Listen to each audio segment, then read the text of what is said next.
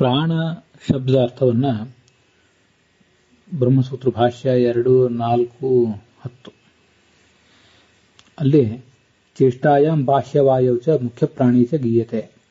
ಪ್ರಾಣ ಶಬ್ದ ಸ್ತ್ರಿಷು ಹ್ಯೇಷು ಅಂತ ಹೇಳ್ತಾರೆ. ಚೇಷ್ಟ ಅಂದ್ರೆ ಕ್ರಿಯಾ, ಮತ್ತೆ ಬಾಹ್ಯವಾಯು ಉಸಿರನ್ನು ಒಳಗೆ ಎಳ್ಕೊಳ್ಳುವುದು, ಹೊರಗೆ ಎಳ್ಕೊಳ್ಳುವುದು ಇತ್ಯಾದಿಗಳಿಗೆ ಉಪಯೋಗ ಆಗುವಂತಹ ವಾಯು, ಮತ್ತೆ ಸುತ್ತಮುತ್ತಲು ಸಂಚರಿಸುವಂತಹ ಬೀಸುವ ವಾಯು, ಮತ್ತೆ ಮುಖ್ಯ ಪ್ರಾಣ ಅಂತ ಅರ್ಥ ಇದೆ. ಅದಲ್ಲದೆ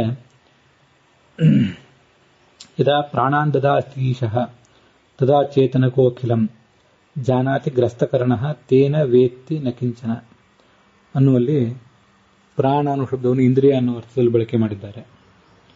ಪ್ರಾಣಾವೈ ಸತ್ಯಂ ತೇಷಾಮೇಷ ಸತ್ಯಂ ಪ್ರಾಣಾವಾವ ರುದ್ರಾಃ ಪ್ರಾಣಾವಾವ ಆದಿತ್ಯಾಃ ಪ್ರಾಣಾವಾವ ವಸವಃ ಇತ್ಯಾದಿ ಕಡೆ, ಛಾಂದೋಗ್ಯ ಬೃಹದಾರಣ್ಯಕ ಮೊದಲಾದ ಕಡೆ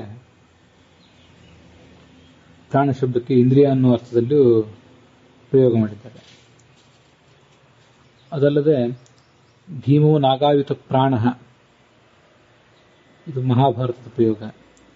ಅಂಥ ಅನೇಕ ಕಡೆ ಈ ಪ್ರಾಣ ಶಬ್ದವನ್ನು ಬಲ ಅನ್ನೋ ಅರ್ಥದಲ್ಲೂ ಪ್ರಯೋಗ ಮಾಡಿದ್ದಾರೆ.